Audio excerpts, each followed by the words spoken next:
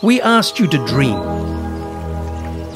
the journey of a lifetime to a place of endless beauty.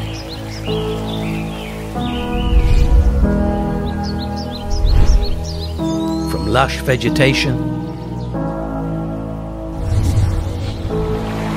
to clear turquoise waters and sandy beaches. Our friendly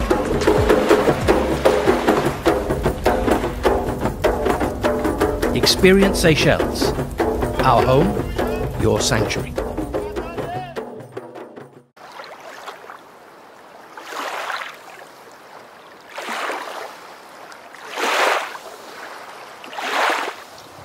Aloha and good afternoon. My name is Jürgen Steinmetz, joining you from Livestream.travel here in beautiful Honolulu, Hawaii.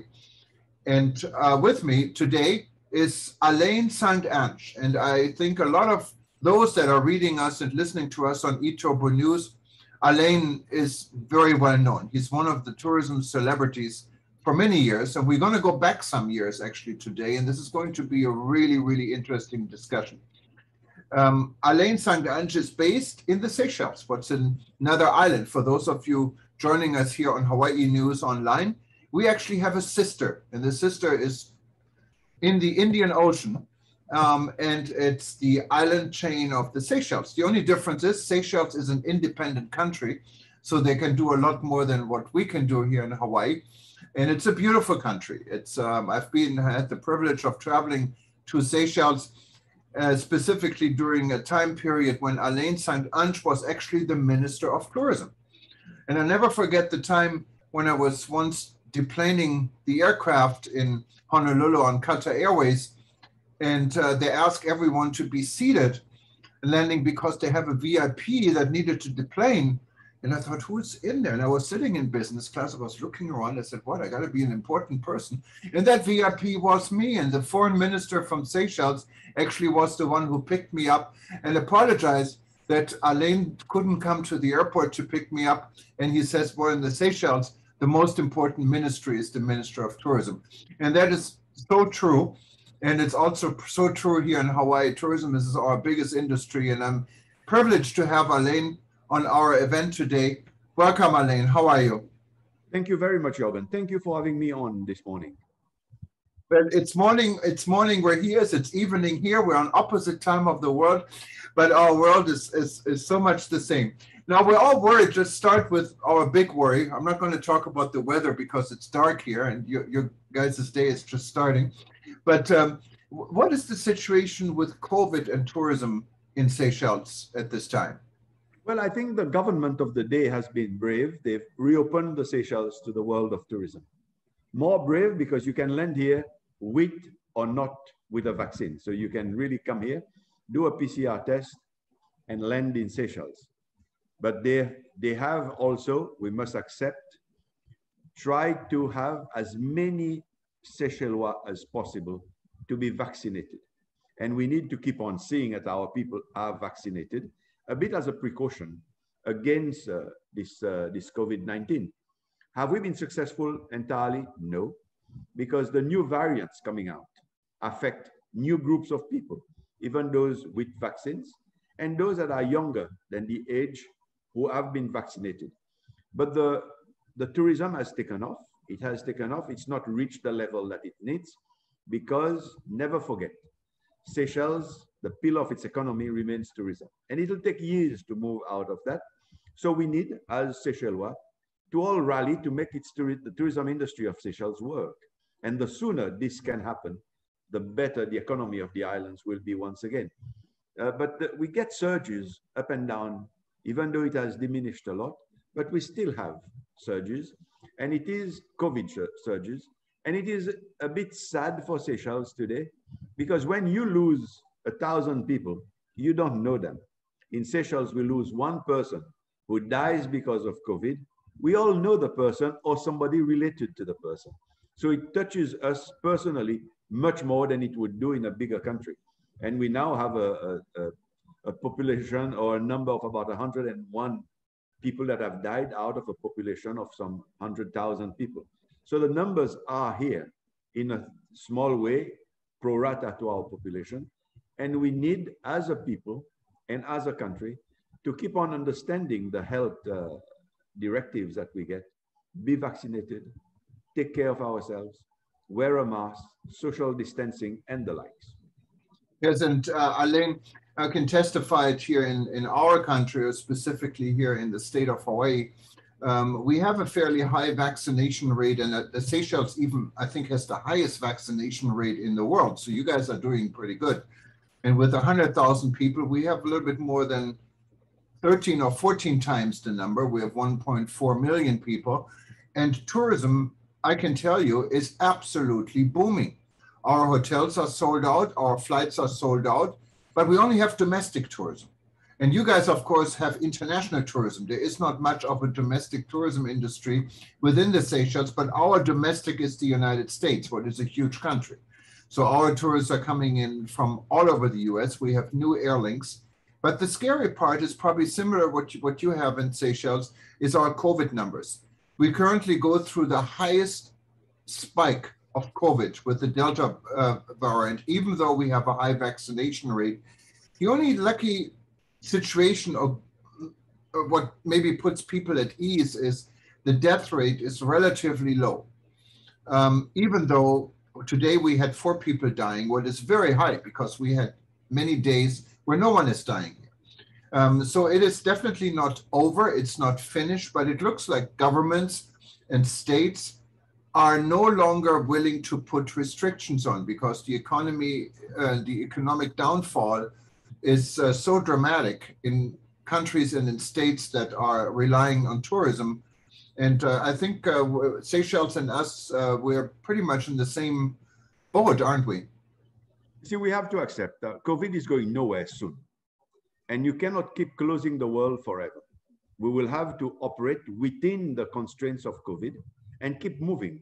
But I think every citizen of the world needs to be able to take their own responsibility so that they can also say, I need to protect myself, in so doing, protect my family, and then protect the community at large. I think we will all have to change our mindset, our habits, and a bit of the laissez-aller attitude often, where we tend to say, it won't happen to me. It can happen to anybody. So we need to be able to think about it. But I'm also this morning, as I'm talking to you today, we need to look at how do we keep protecting ourselves? We hear after 6 months, we will need a 3rd booster shot. The world of the medicine, the world of that devises and looks for ways to move forward. The booster shots, are they automatic? When do we start taking them? After 6 months, after a year?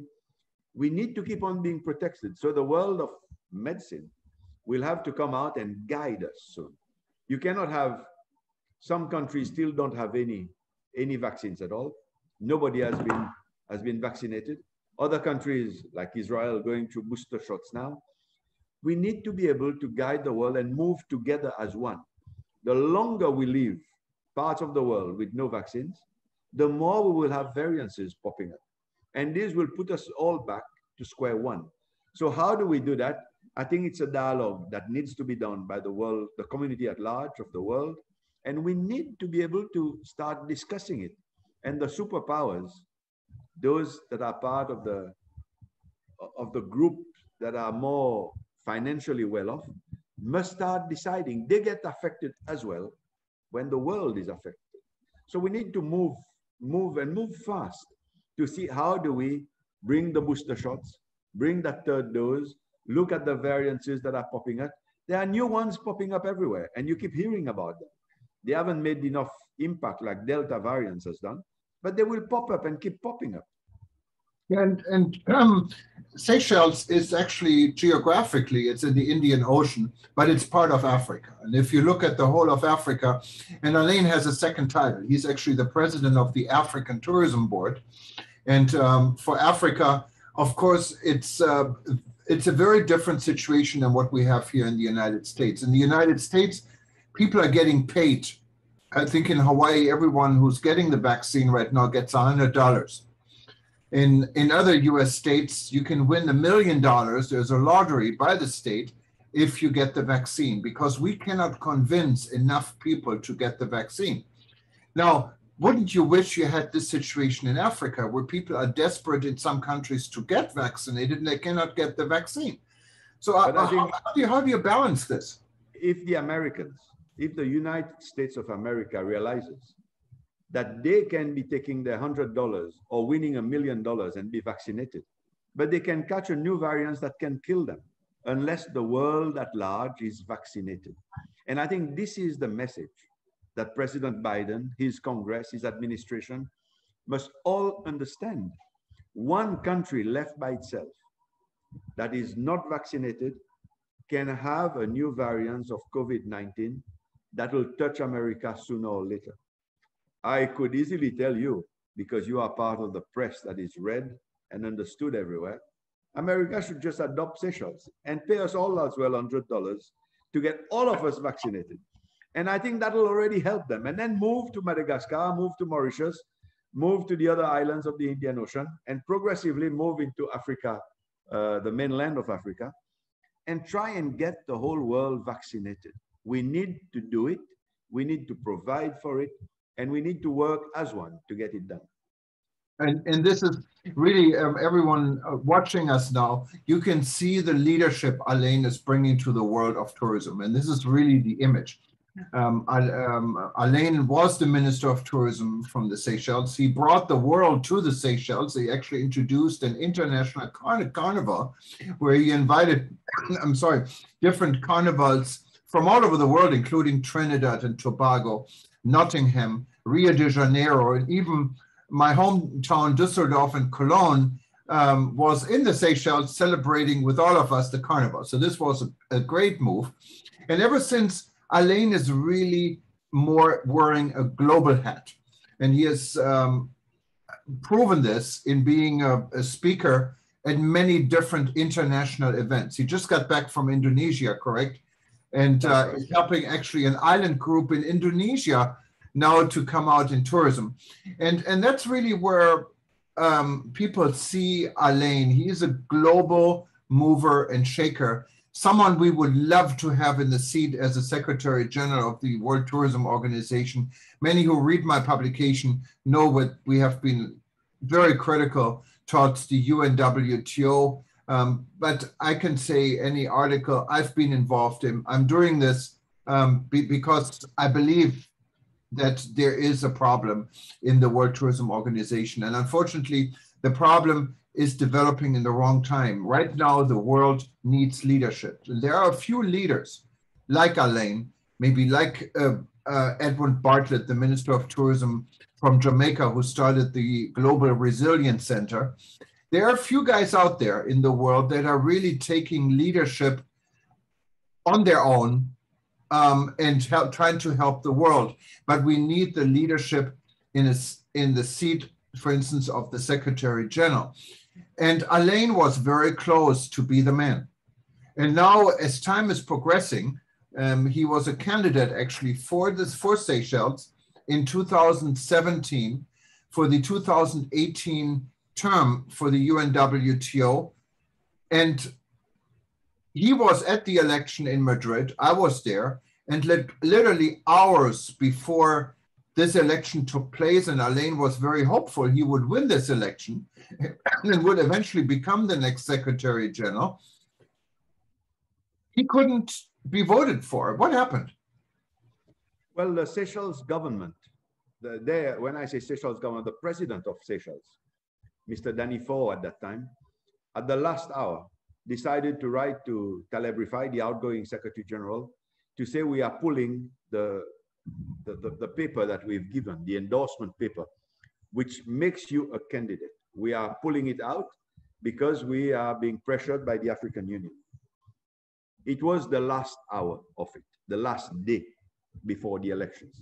When I'd landed in Madrid with my family to be there for the elections, and sure of the votes that I was pulling, I got that message from the Vice President of Seychelles to say, we are sorry, but we are withdrawing your candidature. My first cry for help was to call Taleb Rifai and to visit him in the office, which was opposite the road from where I was staying. So I went to Taleb and said, I am already on the ballot paper. Seychelles cannot take me out. It is impossible. I've worked hard. Today I have commitment letters from so many countries, and I know that I can pull it off. And he called the lawyer of the UNWTO, who advised him that no, until the elections have started, I can be pulled out. And without the endorsement letter, I cannot be a candidate. So in the arrival of my replacement, the Seychelles Minister of Tourism, we discussed that I be allowed to address the convention anyway, because I was already in Madrid, and I was one of those who had all the chances in the world of pulling out for Africa and for the world of tourism, the highest office of a minister possible, of Minister of Tourism possible. So it was a sad day for Seychelles, a very sad day for Africa that keeps on getting the short end of the stick, and a big mistake by Seychelles, a massive mistake. And the legal, the judiciary of the islands have recently given me full justification for suing the government for damages to have pulled my name out at the last hour. And there's a lot more to the story. Those that are reading eTober News, and we will include it in a story with this video as well, know what I called, I'm not going to put Alain's name into the smear, what I called a flawed election. In everything I know and understand about the UNWTO election, things didn't go right. Now, one very critical part I wanted to ask Alain was when his government took the endorsement back for you to run, you were told by the Secretary General, you said you went to his office, who then I believe was relying on Ms. Lopez, the legal advisor at the time, that you couldn't run, right? Yes, exactly.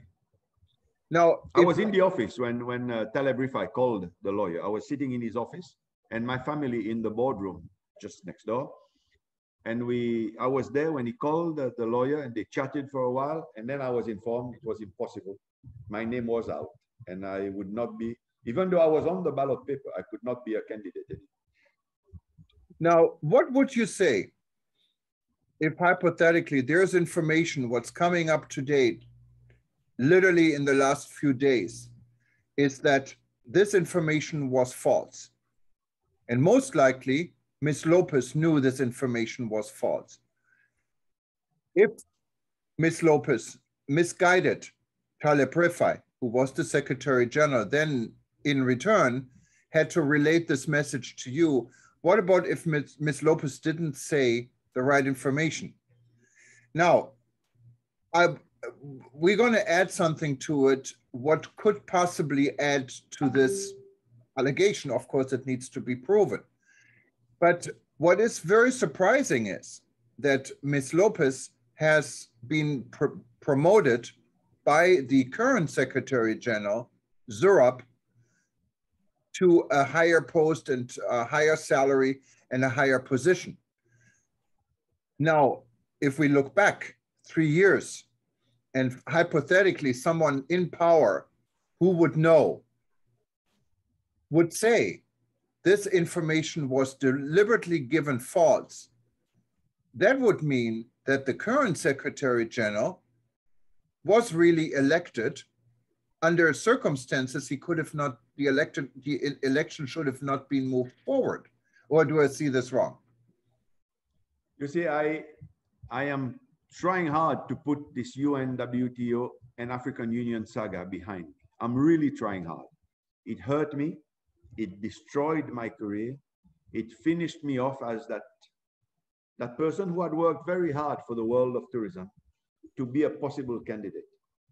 If really Ms. Lopez knew that what she was saying was not true, then the United Nations as a body for the world, must say something.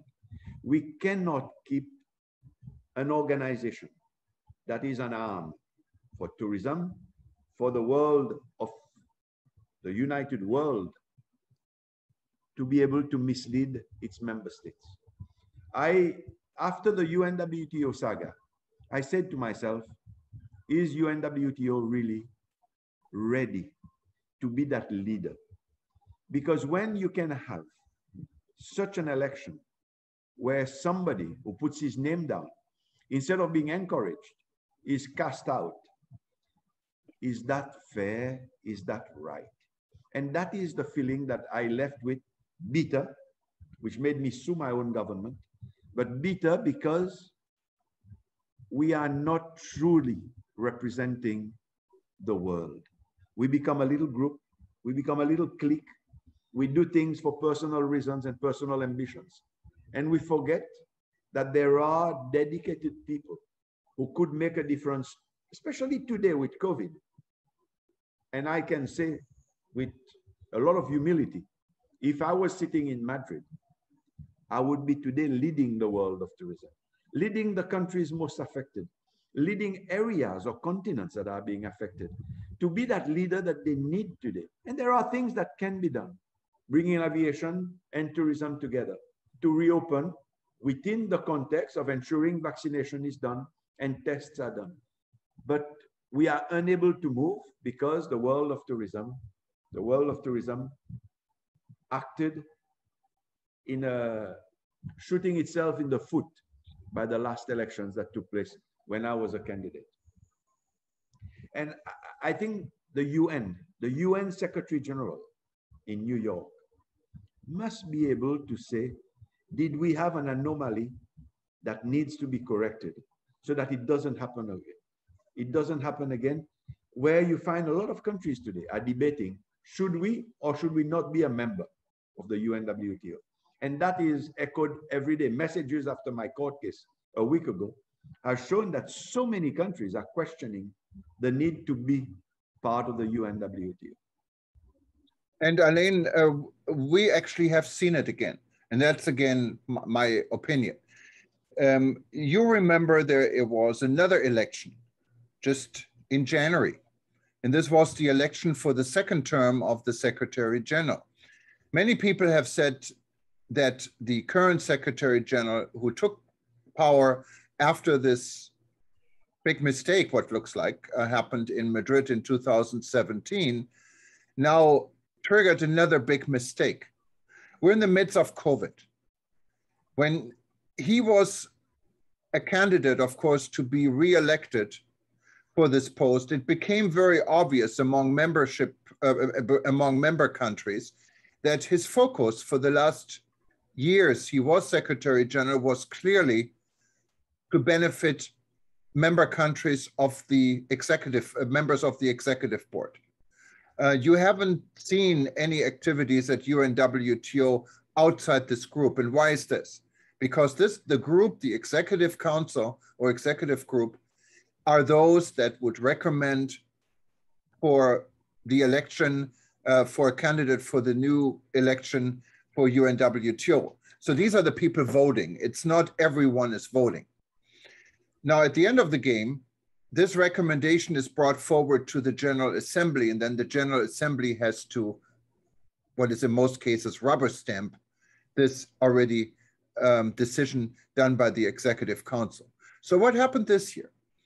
In September of last year, the current Secretary General, who is from the country of Georgia, not the US state, the country of Georgia, and who was an ambassador of Georgia, brought an Executive Council meeting to Georgia.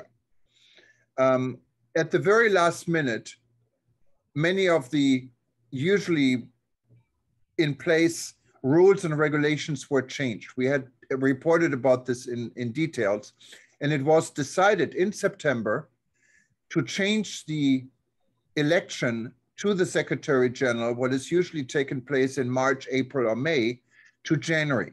So there was only about 3 months. There was only 3 months for new candidates to come forward in the midst of a very, very serious corona crisis, more serious than now because many, many more people were dying and the world was under curfew. No one could travel. So this was decided. And the reason for this decision, how Zurab sold it to the Executive Council, was FITUR, what is a major trade show in Madrid, what is happening every year in January. He knew very well at the time when he recommended, said, let's do this at the same time of FITOR because everyone would be coming to Madrid anyway, what makes sense. But he knew very well that just about 3-4 days after this event in Georgia, FITOR was canceled or was postponed. So this justification no longer stood. Then I know the current Secretary General, the previous Secretary General, Dr. Taleb Rifai, and also Mr. Vrangelli, who was Secretary General before Taleb Rifai, wrote a letter, and we at the World Tourism Network facilitated this petition to Zurab to please rethink the timing on this, to allow also other candidates to step forward so there would be a competition like there was in 2017. He refused to do this. Since this was a crisis in the world and tourism was closed and everyone was probably very busy with situations in their own region and country, no one stepped forward except one candidate from Bahrain. And when this candidate then finally arrived in Madrid for the election, she had very little opportunity. She had no time. There was literally just weeks to campaign, and she couldn't travel because the world was closed. So the chances for her to be elected was very slim. In addition, ministers of tourism that usually come to Madrid and vote couldn't come to Madrid, so they sent their embassy staff. And guess what? Zurab was the ambassador for Georgia in Madrid for many years. He knows all the embassy staff. They're all his buddies. So he already knows how this election would go. And to top it off, there was supposed to be a dinner on the night before the election. And what happened at the dinner? The prime minister traveled in from Georgia, and he was hosting the dinner.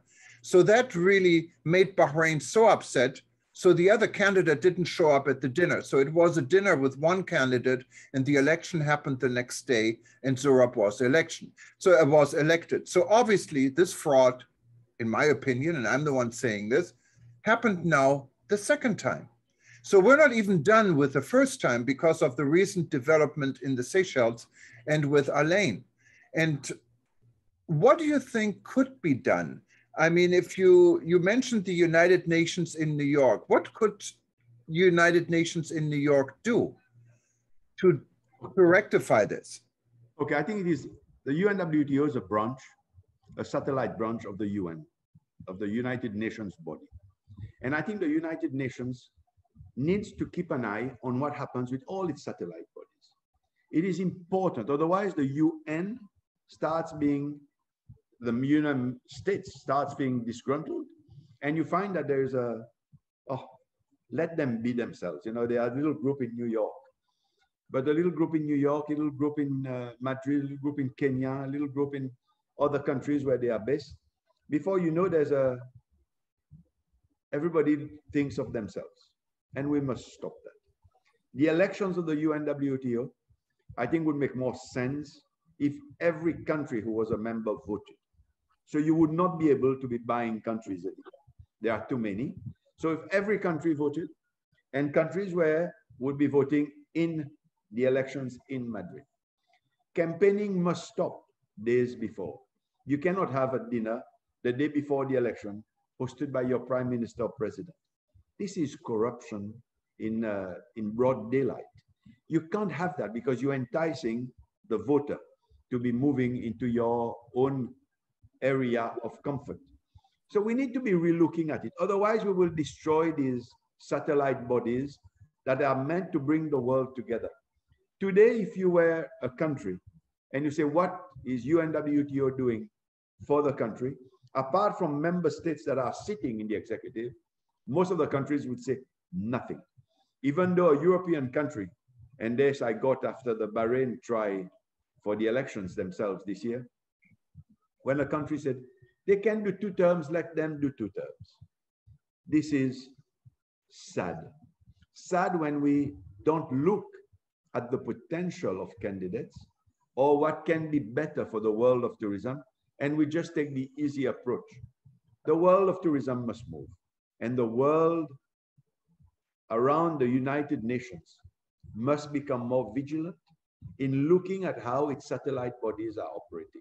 Otherwise, let's take the name UN out of it and just call it World Tourism Organization. If it has the word United Nations in front of it, the United Nations Secretary General must have a look at it, get its legal team to look at it, get its the areas that looks at the etiquette, or has it been well done? Has it been done in a correct manner to really have the label UN ahead of it? If it is not there, let's drop the UN word and let WTO be WTO for the little group that stays as members. And let's maybe have in New York, a branch in New York that says tourism, another one that says oil and whatever other areas, forestry, conservation, blue economy, and all sorts of other areas of concern. Let us not fool ourselves that we have a body just for the sake of having a body. It must truly represent the world of tourism if it is the UNWTO, because it has the word UN ahead of it. And I couldn't agree more with you. And this world needs leadership. We're in a crisis, and this crisis is directly attacking the travel and tourism industry everywhere on this globe. And we need to get out of this crisis, because how many jobs are affected by this? Tourism is 10% of our global economy. And in some countries like Seychelles, it's way more than 10%. In some other countries, it's a little bit less. But if you do the average, it's 10% of the global economy. So it's a huge industry. It's one of our largest industries. And it's also, of course, on the political sense, it means power. It means opportunities when it comes to investments, to relations. It's a peace industry after all. What I don't understand, and maybe you wouldn't know the answer, but what I don't understand, having seen what has been going on in UNWTO now for the last few years, why are member countries going along with this? Why is no one saying anything? Is it only up to the media to say something and no one is listening? You see, the politics is a very difficult beast to deal with. Politics, there is nothing for the country. They let it go.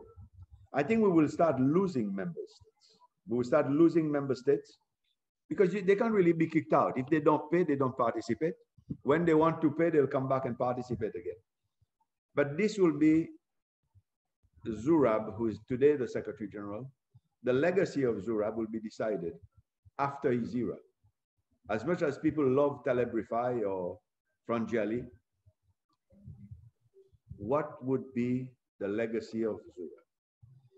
And there it is not Serbia. I like Serbia. I like the Serbian people a lot. It is the man who today was elected on the name of his country. But what would be the legacy of the UNWTO? Are we killing it? Are we destroying it? Can today a country take any country from South America to the Pacific, to the Caribbean, to the Indian Ocean Islands, to Africa mainland, say, yes, we've had leadership that has changed the world of tourism for my country? Nobody can say it. Not one. If we were working, you would be seen. You'd be transparent. We will know how WTO and IATA are working together to reopen the world of tourism. And this is what is needed today. But IATA already branches in with the cruise ships of the world, with the big yachts of the world. All these are areas that we can explore, navigate together, and bring satellite offices of the UNWTO around the four corners of the world to really bring tourism into an area where when you have a problem, UNWTO is there with you, by your side. You can be in the Pacific or in ASEAN bloc or in the Americas or the Indian Ocean and Africa. We must find that leadership. Otherwise, it is useless having it. And if every president around the world takes note that if a world body, which we pay for membership, is not doing its job, then it's useless being part of the body. And if we all left There will be no such bodies, and it'll all crumble. That is the only barometer that keeps them alive, and it is for them to be able to be accountable for what they do, and to be able to be accountable for what they are doing for each and every state that is a member state of the UNWTO, and in so doing, the United Nations. And it's really, it comes out, this leadership, what is missing. And there are a few people that stepping up to the plate, and you're definitely one of them.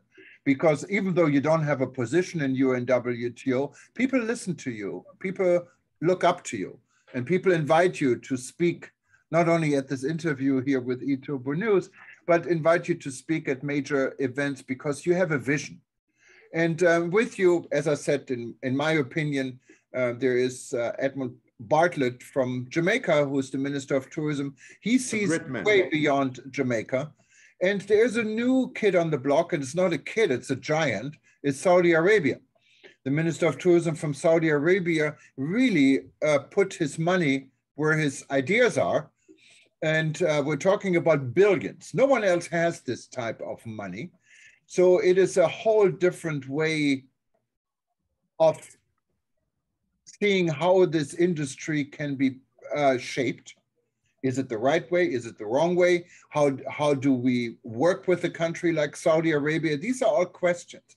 But there is some, I would say, some encouragement in this industry. People are stepping up. It's not maybe the leadership of UNWTO, what we're all hoping for, but there are certain elements in the world that are coming together.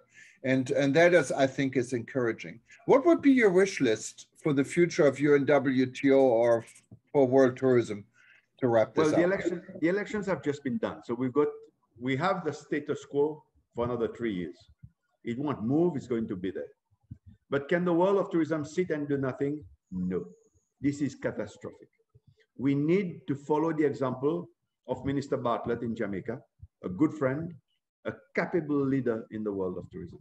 We need to follow the example of Saudi Arabia, who have moved goalposts for them to say, we can make changes.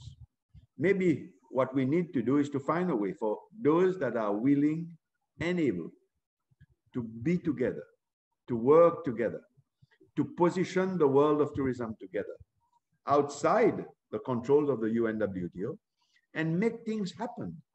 Because every country in the world, Jamaica depends on Europe or the Americas. Seychelles depends on the rest of the world to be able to make its tourism industry work, because we get a little bit from everywhere, and we are lucky because we are small and we don't need the millions. We have quality tourism, and we need to keep on pushing for this. Saudi Arabia is a country that has come forward to position itself well in that part of the world. Maybe we need to find a way that we all work together.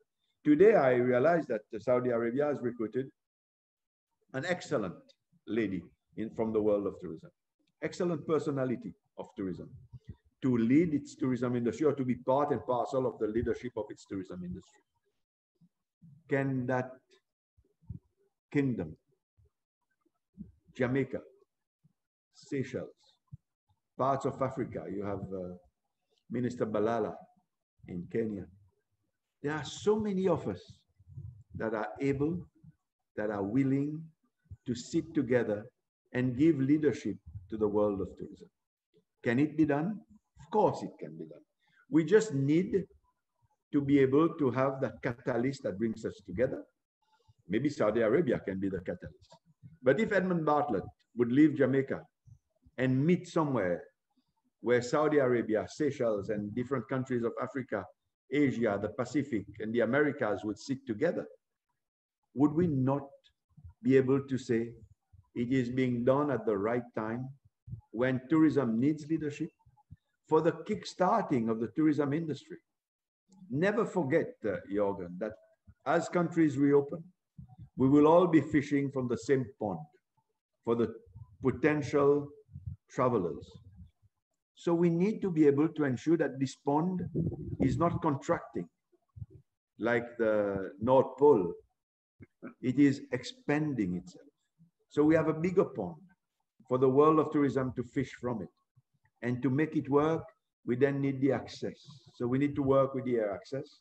We need to ensure that airlines are not breaking their backs and closing the doors, that we keep them afloat. And then we also look at maritime access so that together the world of tourism can kickstart. This year is gone, but next year is coming fast. We need to do it sooner rather than later. Oh, and thank you, Alain. And as you know, we've all tried to do our little part, and specifically from our end, when we started our rebuilding travel discussion back in March of 2010, this was the very first discussion when no one really took COVID as such a serious threat. Mm. And you were there from the beginning again. I chose again, Alain was right there. And we were able, just from a private initiative, we're not a government, so that's a different animal altogether. But as a private initiative, we were able to bring members in 128 countries together, finally formed the World Tourism Network in December of last year, what is now a sizable organization with many discussions, with many talents, both on the public sector and the private sector. And so the world can come together and everyone can do a little part of it. And we're very proud to have Alain of being not only a board member, but also a tourism hero in the World Tourism Network. And we're hoping to continue our work with Alain and like-minded people. And also we really wish and can hope that the governments are coming together within the UNWTO and straighten out the situation. Because as you said, it is important. We are going through a crisis. There is no time for favorism. We all have to step up to the plate. Alain. There's one last line that I'd like to tell you before leaving, and it's a line that I use often. The world at large, when you're representing member states, we must have round pegs in round holes and square pegs in square holes. It is a colleague hotel manager from Seychelles, who's now in Australia, who coined that phrase way back. And he told me every time when I became Minister of Tourism, he said, ensure that in your ministry you have round pegs in round holes and square pegs in square holes.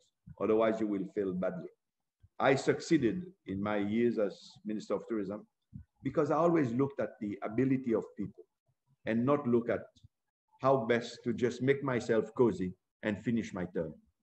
The world must move, and let the world move faster than it is doing. Thank you, Alain. This was a fascinating conversation. It was a lot longer than we had planned, but I think it was worth every word of it. And I hope you have a nice weekend in the Seychelles. You stay healthy. I understand you have both of your shots of vaccine, so you're in good shape when it comes to this. And thank you again. And I hope we can do this more often because thank you very much. Gladly. It takes people like Alain really to move and shape this industry and shake it a little bit. We need to shake it a little bit. Maybe next time do one with Bartlett and Saudi Arabia together. We'll do this. Thank you very much. And I can only say aloha from our part of the world. Merci. Bonjour. Thank you. Goodbye. Take care. Yes. Bye-bye. Au revoir. Bye.